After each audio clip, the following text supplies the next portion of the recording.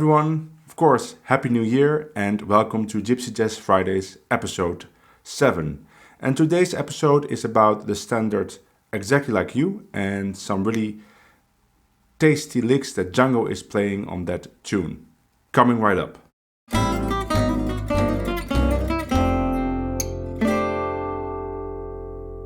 It's a new year and it's a new set. Well, it's the same room, but I changed the angle and I'm going for a new look to see if this works. Let me know if you like it. And so today we're going to take a look at what DJANGO is doing on Exactly Like You. And if you didn't realize that, but that song has the same chords as Take the A Train, at least A part, and the same changes as Ludo Swing, which is another Gypsy Jazz tune. And there's more tunes, but the licks that you will learn here are really usable in many different standards. So let's see what we have. First lick is for C. As always, you can download all these steps from my Patreon site. There's a link to that in the description. And if you're one of my patrons, I really want to thank you for making 2019 a great year. It was a great year for my channel. It was a great year for my Patreon. And I hope I can continue making quality content in 2020. The first lick is a real signature DJANGO phrase that is also played often by Stoffel Rosenberg and sounds like this. 1, 2, 3, 4.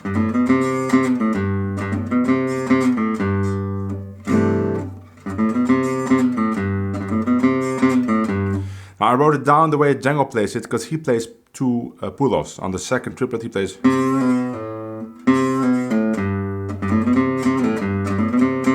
And that's actually nice, but oftentimes I actually play one pull-off, up.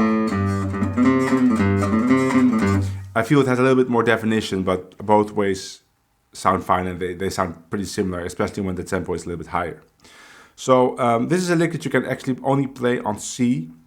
I guess you could play it on A minor, but C works best because it has an open string. You couldn't really play it in another key, or you have to use different fingerings. Let's see if you want to play it in D.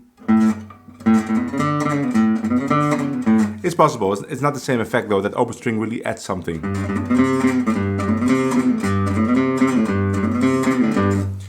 Let's play that on the backing track. The backing track is on my channel. There's a link to that backing track in the description.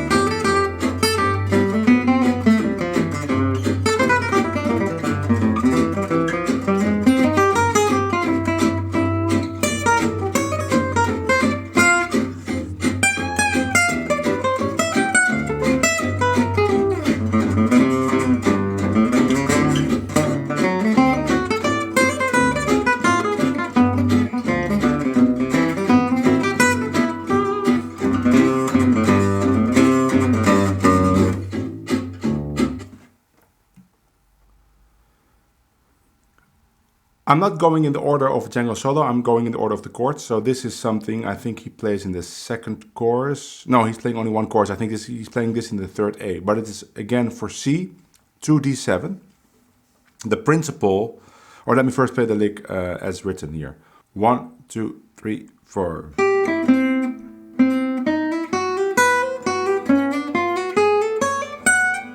One, two, three, four. Now the exact phrasing of this lick is not that important.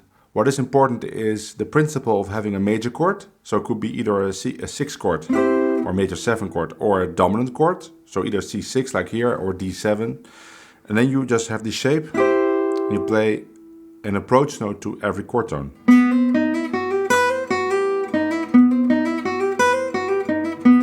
And then he just shifts that up for D7.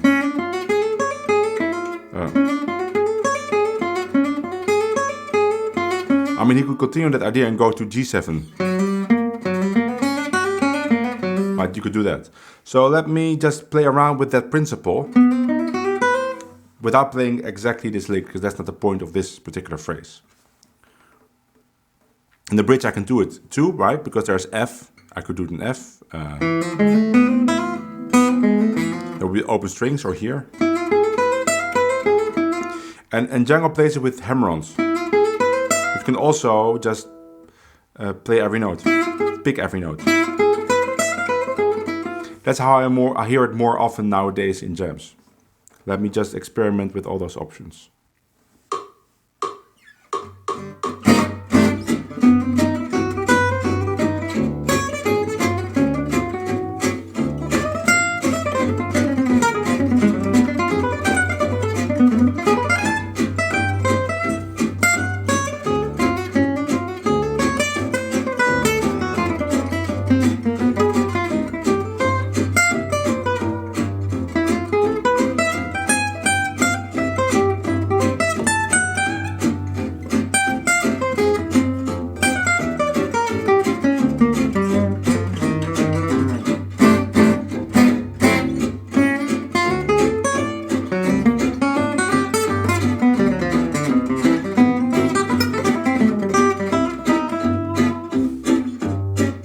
Really a fun little trick or lick to use.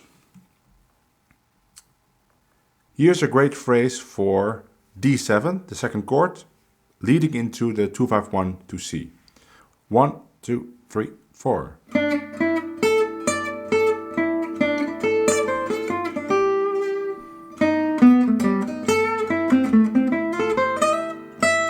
One, two, three, four.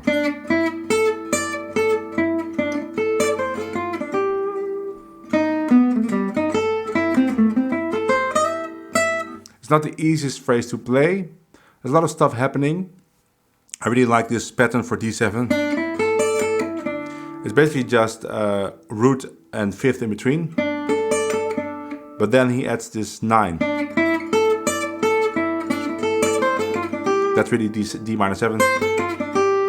Actually, on the original recording, they're not playing D minor 7. They're just playing G7. For them, it's just C to D7. And then G7. But on that G7 you of course can just play D minor 7 in your solo. And on my backing track I put D minor 7, that's just because many people nowadays play it like that. What else is happening? Then on the G7 he's playing this, that's kind of augmented sound, G augmented. And on C, just the A minor triad. Really very nice stuff that you don't hear that often being played by other people. One more time. 1, 2, 3, 4.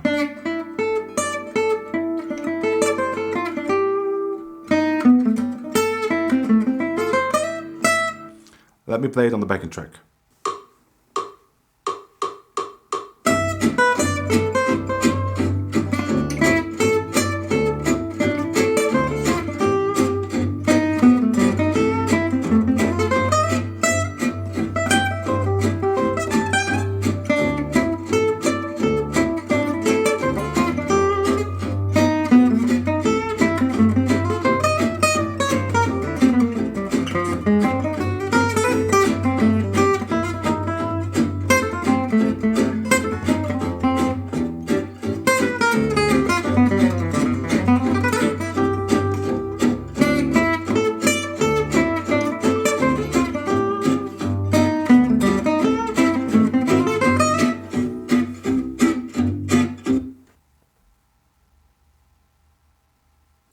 Another really cool phrase for the 2-5-1 to C and then a turnaround back to C. So you can play this on the first A, right, where the chords go G minor 2-5,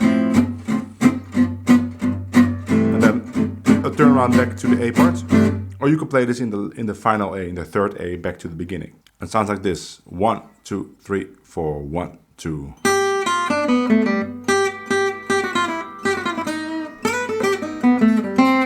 1, 2, 3, 4, 1, 2. Go. 1, 2.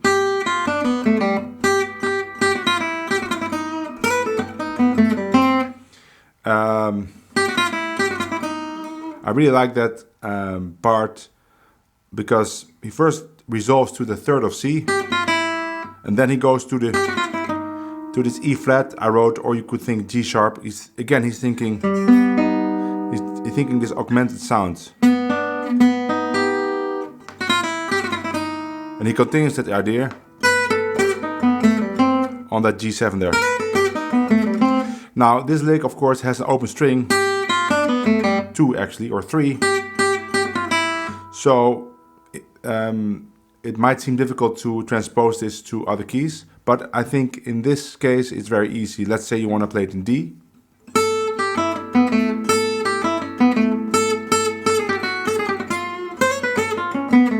I think it's worth figuring it out without the open strings. One thing to remark is, or a tip is, to really try and play that triplet like a triplet, and those 16th notes like 16th notes. So 3, 4, taka dee dee. That will prevent you from rushing those triplets. Be very aware of that rhythm. Let's play it.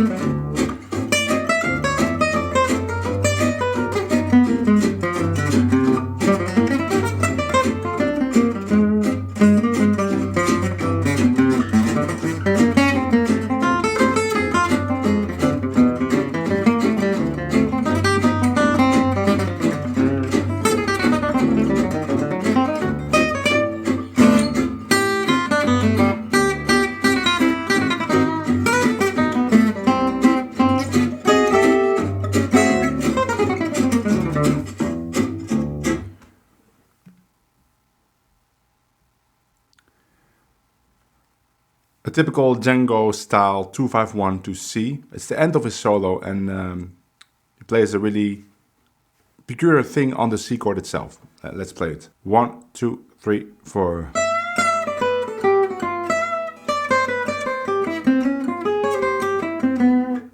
One, two, three, four.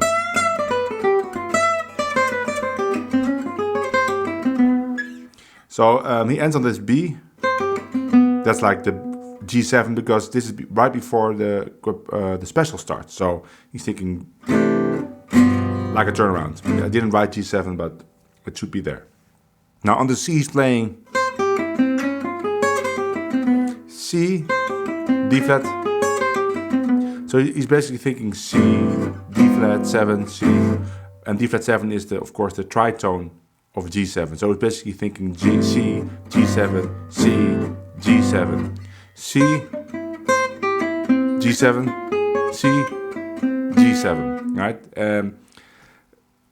That's something that you can actually use more often. Just play that half step up on the tonic and resolve it again. It's a very peculiar sound. Don't do it all the time, but this is a nice example of how it can work, especially at the end of your solo. Now the beginning, that's just a nice phrase for G7 actually.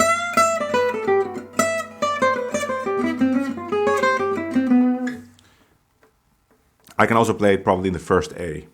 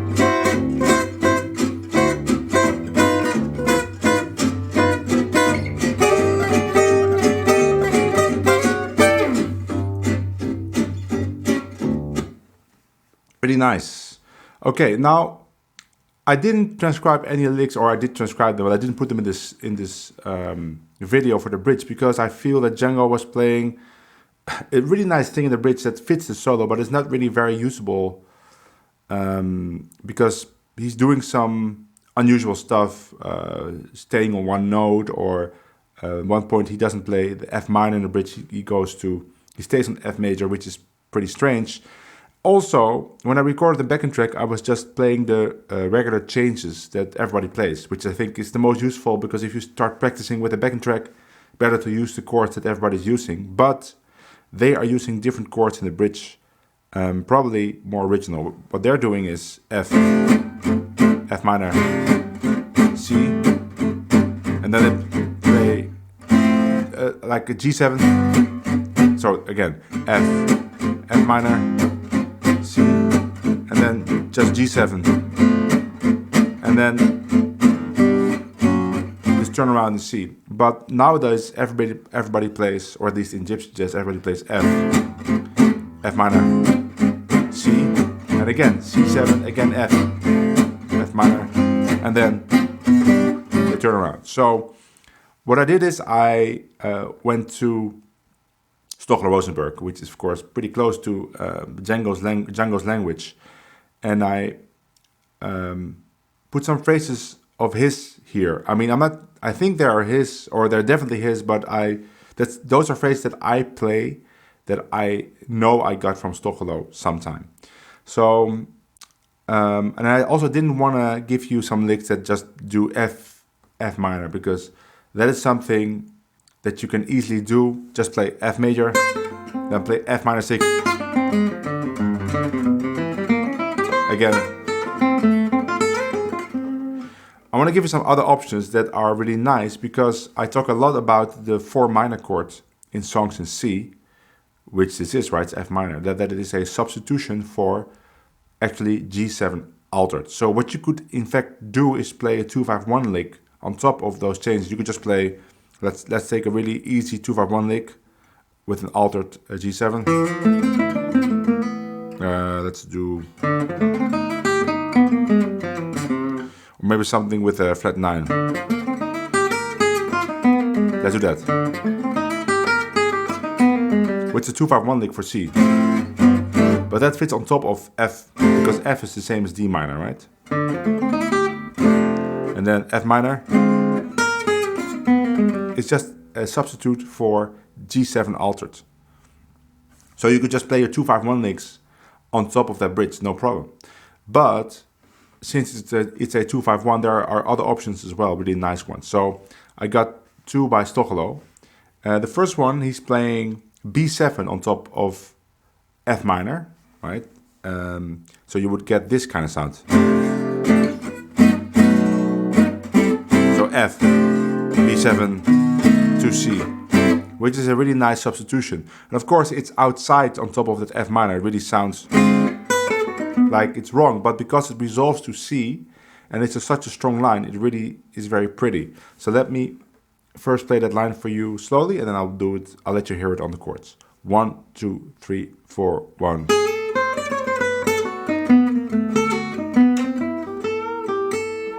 Three, 4, 1.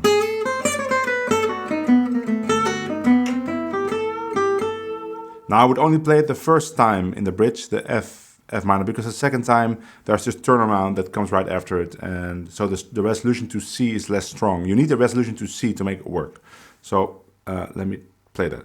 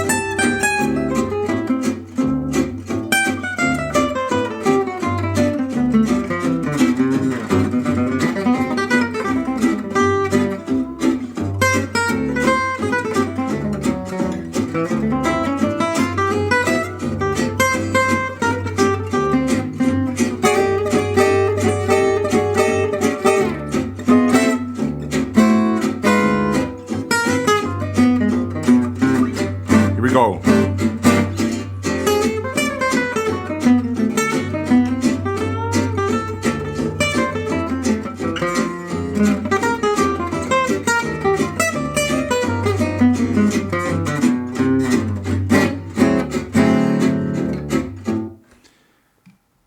And here's another option. You can substitute that F minor by F sharp diminished, so you get these changes. Right, and you can do this on the 2-5-1 as well.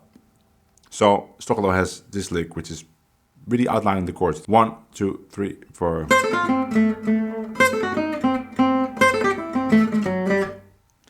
1, 2, 3, 4.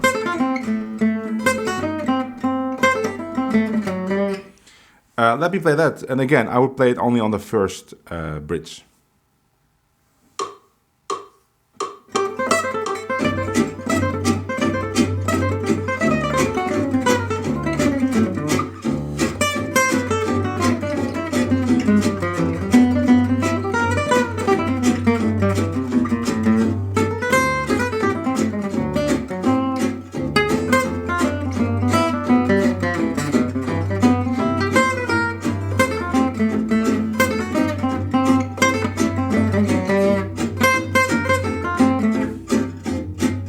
Has a really nice sound, and maybe I wouldn't do it the first chorus. Maybe the first chorus I would just play F minor, right? But in the second chorus I can use one of these other options.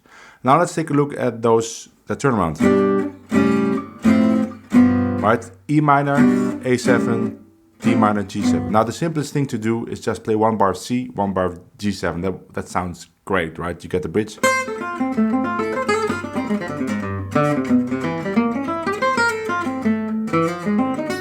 Now play C, G7. That would sound great, but I have picked out some really nice phrases that really outline the chords just for fun. This one is a very simple idea.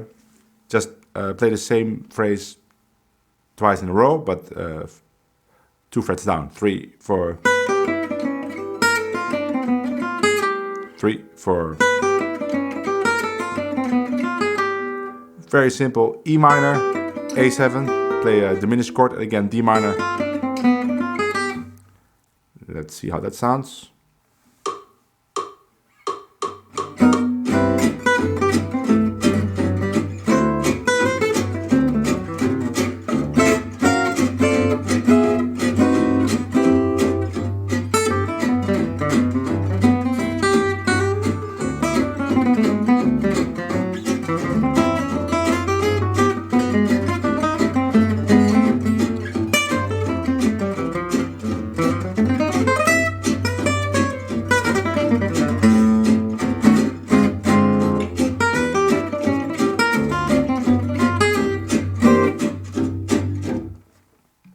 Here's another option.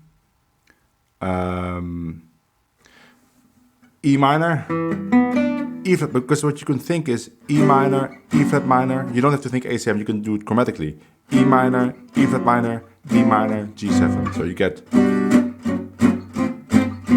And this lick I'm actually playing E minor, E flat minor, D minor, G flat 7. That's a tritone of G7. 1, 2, 3, 4. 3, 4.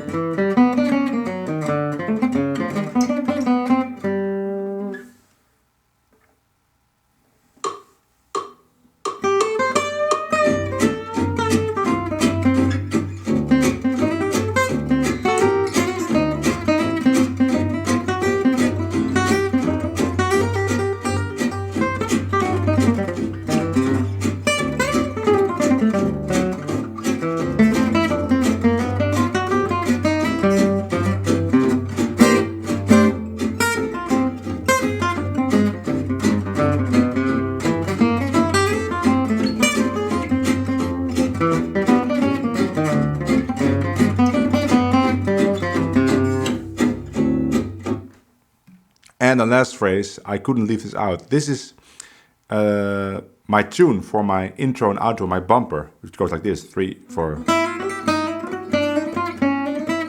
I think it's in D for my tune, but here we have the lick in C. It's a Bud Powell lick, and it's just again outlining E minor, E flat minor, D minor, and you could say D flat 7 or even D flat minor. 3, 4, 3, 4.